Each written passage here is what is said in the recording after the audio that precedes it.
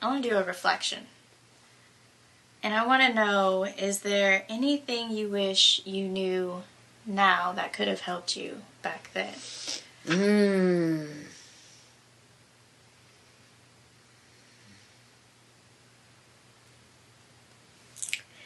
I wish I had known that you are not a prisoner of circumstance.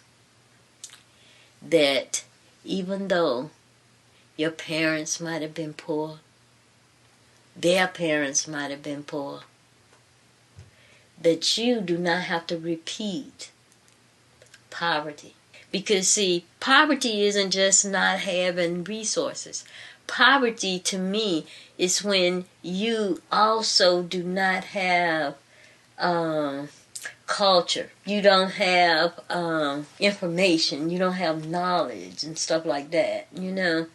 I really, really feel that if I if early on, if I had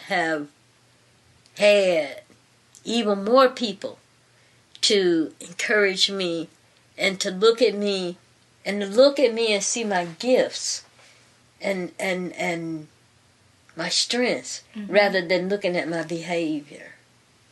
Because a lot of kids, I know when I was doing the things that I was doing, I was getting a twisted pleasure out of disrupting, and I got attention that otherwise I wasn't getting attention. So I was getting this attention even though it wasn't the best kind of attention.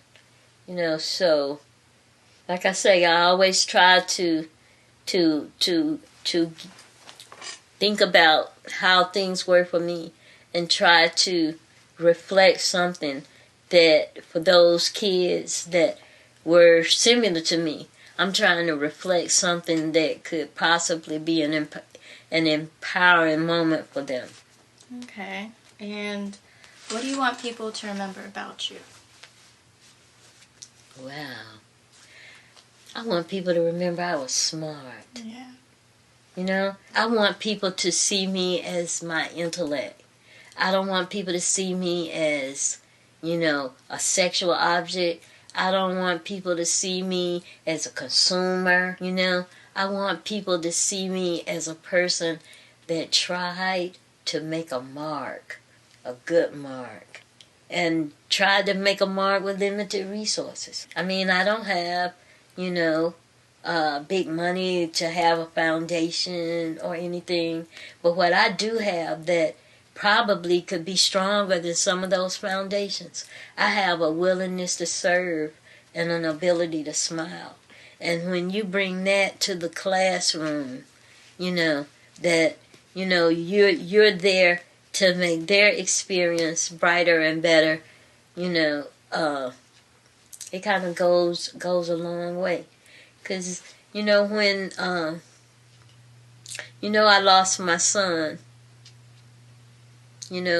somebody carjacked him and murdered him about 4 years ago. And the people that murdered him, I never thought about, oh God, the police gonna get them, I'm gonna get my justice or whatever. But I saw them as kids that needed somebody to pat them on the head, or kids that could have needed a hug or a love or a smile. And for years they didn't get that, till their rage just grew to the point that it overflowed into the lives of other people. So I'm me doing what I'm doing in a way is kind of self-serving, because I feel like if I could bring this light into the lives of children, that these children would not repeat certain kind of behaviors that could bring them to a bad place. I feel like creativity is power. So every day I could get up, and just think about all the amazing things that I'm going to be able to do, and think about all of the activities that I'm going to share with children, and just hope that I'm able to bring an art experience to them that's impactful. That's what I want to do. I want to make an impact. I want to make a good impact. Okay. And my final question. You've been making quilts and textiles for over 30 years. Where's it going to go? Where's your hopes? Wow, Deniseya, that's a beautiful question. You know, really, one of the hopes that I have is, you know, my grandmother didn't gain the kind of notoriety that would have people want to collect her quilts and stuff.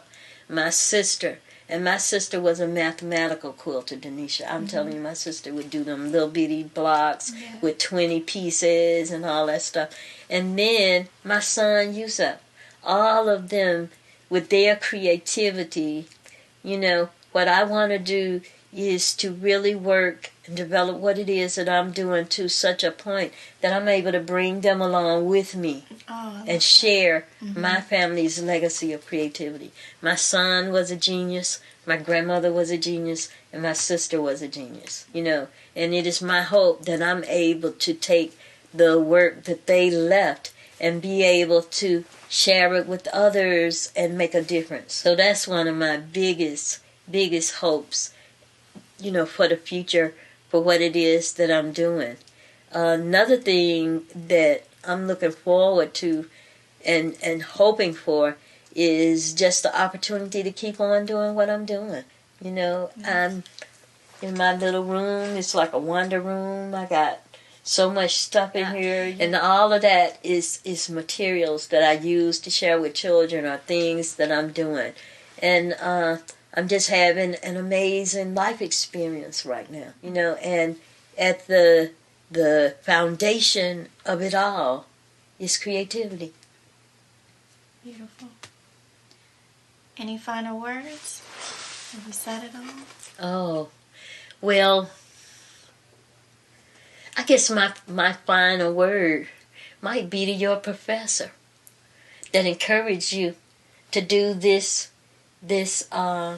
documentation, because for every person whose story is able to be shared with other people, it's one more person that might be able to take some small part of that and be able to be inspired to move forward and do something really impactful, you know. And it's not like, you know, I have to, you know, be in the Metropolitan Museum. My opportunity to be able to do that enables me to bring that art, bring that beauty before thousands of children. Now you just think about that. Thousands of children, you're encouraging them to believe that art matters, you know. Yeah. That art matters and that art is an integral part of our life. You know, so with that being said, you know, I'm living a life. You're living the life. I'm living the life.